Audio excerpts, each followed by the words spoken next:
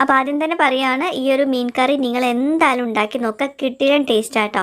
തേങ്ങ അരയ്ക്കാത്ത പൊറോട്ടയുടെ കൂടെ super combination വരുന്ന നല്ല കുറുകിയ ചാറോട് കൂടിയിട്ടുള്ള മീൻ കറി റെസിപ്പിയാണെന്ന് ഷെയർ ചെയ്യാൻ പോകുന്നത്.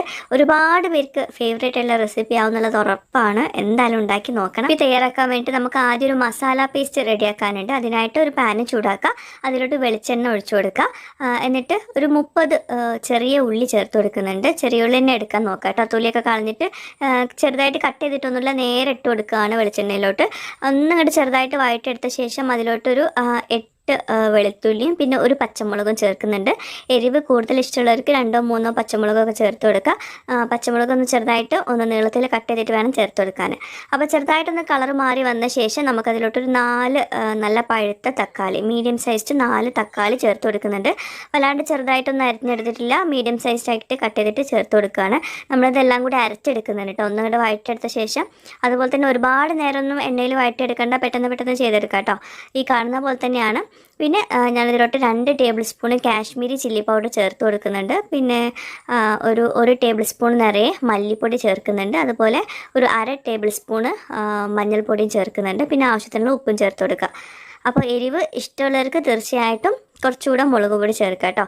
മല്ലിപ്പൊടിയും അതുപോലെ മഞ്ഞൾപ്പൊടിയും ഒന്നും കൂടണ്ട, മുളക് പൊടി ഇച്ചിരി വേണമെങ്കിൽ കൂട്ടിയെടുക്കുക. അപ്പോൾ ഇതെല്ലാം കൂടി നന്നായിട്ടൊന്ന് മിക്സ് ചെയ്തെടുക്കുക. പിന്നെ ഓരോന്നും ഒരുപാട് സമയം എടുത്തിട്ട് വഴറ്റിയെടുക്കേണ്ടൊന്നും ആവശ്യമില്ല, ചെറുതായിട്ടൊന്ന് എണ്ണയിലൊന്ന് വഴറ്റിയെടുത്താൽ മതിയാവും. അപ്പോൾ തക്കാളി ഒന്ന് ചെറുതായിട്ടൊന്ന് ഉടഞ്ഞു വന്നോട്ടെ. അതുപോലെ മസാല പൊടികൾ നമ്മൾ ചേർത്തല്ലോ, അതിൻ്റെയൊക്കെ ഒരു പച്ചമണം മാറുന്ന വരെ ഒന്ന് കുക്ക് ചെയ്തെടുക്കണം കേട്ടോ.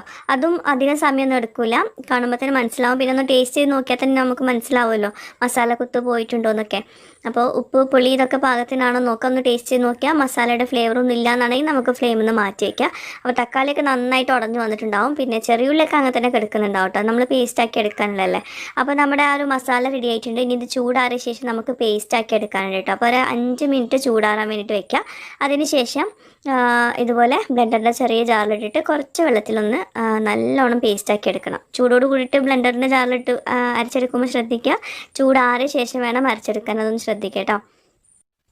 അപ്പം നമ്മുടെ മസാല അത്യാവശ്യം ചൂടാറിയിട്ടുണ്ടായിരുന്നു, ചെറിയൊരു ചൂടുണ്ട്, പക്ഷെ എന്നാലും അത്യാവശ്യം ചൂടാറിയിട്ടുണ്ടായിരുന്നു. കുറഞ്ഞ വെള്ളത്തിൽ നല്ലോണം പേസ്റ്റ് ആക്കിയിട്ട് അരച്ചെടുക്കുക. അപ്പോൾ നമ്മുടെ മസാല നല്ലോണം പേസ്റ്റാക്കി എടുത്തിട്ടുണ്ട്. നല്ലൊരു ഓറഞ്ച് റെഡ് കളറിലാണ് മസാല പേസ്റ്റ് വന്നിട്ടുള്ളത്. അപ്പോൾ ഇനി നമുക്ക് കറി ഉണ്ടാക്കാൻ തുടങ്ങാം. നമ്മുടെ മസാല പേസ്റ്റ് റെഡി ആയിട്ടുണ്ട്. ഇനി നമ്മൾ കറിയിൽ കഷ്ണങ്ങളൊന്നും കെടുക്കില്ല, നല്ല കുറുകിയ ചാറോട് കൂടിയിട്ടുള്ള കറിയായിരിക്കും ഉണ്ടാവുക ഇങ്ങനെ ഉണ്ടാക്കുമ്പോൾ. അപ്പം നമ്മുടെ മണ്ണിൻ്റെ ചട്ടി ചൂടാക്കാൻ വെച്ചിട്ടുണ്ട്. അതിലോട്ട് വെളിച്ചെണ്ണ ഒഴിച്ചു കൊടുത്തിട്ടുണ്ട്. ഇതിൽ 2 തവണ നമ്മൾ വെളിച്ചെണ്ണ ചേർക്കുന്നുണ്ട് കേട്ടോ. ഇനി ഈ വെളിച്ചെണ്ണയിലോട്ട് ഉലുവ ഇട്ട് പൊട്ടിച്ചെടുക്കുക. നമ്മൾ മീൻ കറിയൊക്കെ ഉണ്ടാക്കുമ്പം ആദ്യം ഉലുവ ഇട്ട് പൊട്ടിക്കുമല്ലോ. പിന്നെ കുറച്ച് കറിവേപ്പിലയും കൂടി ചേർത്തിട്ട് നന്നായിട്ടൊന്ന് വഴറ്റിയെടുക്കുക.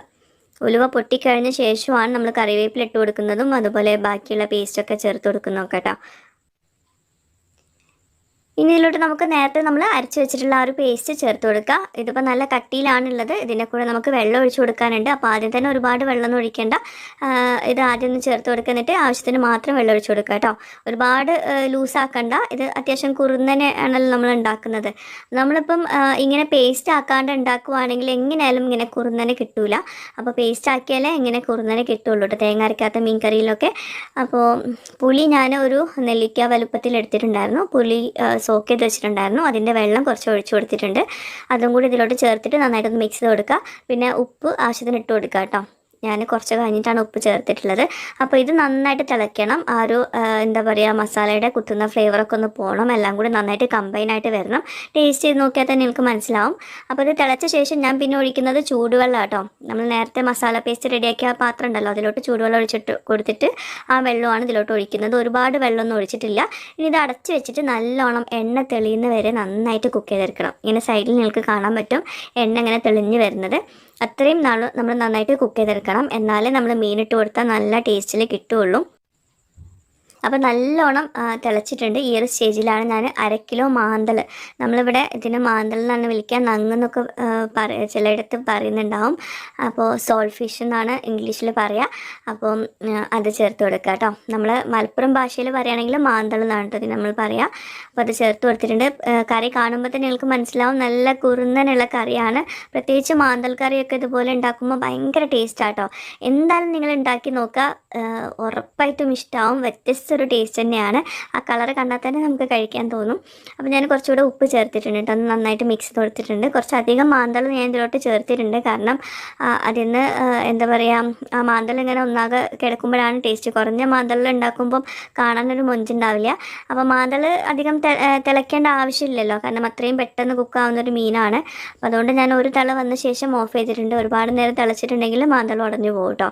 അപ്പോൾ എന്താ എണ്ണയൊക്കെ ഒന്ന് തെളിഞ്ഞിട്ടുണ്ട്. അതിനുശേഷം ഞാൻ വറവിട്ട് കൊടുക്കുന്നുണ്ട് കേട്ടോ. അതും എണ്ണയിൽ ചെറിയ ഉള്ളി, കറിവേപ്പിലെല്ലാം കൂടി ഒന്ന് വറുത്തിട്ട് ഇതിന് മുകളിൽ ഇട്ട് കൊടുക്കുന്നുണ്ട്. ജസ്റ്റ് ഒരു ഫോട്ടോയുടെ ഭംഗിക്കാണ്, വറവിട്ട് കൊടുക്കേണ്ടൊന്നും ആവശ്യമില്ല.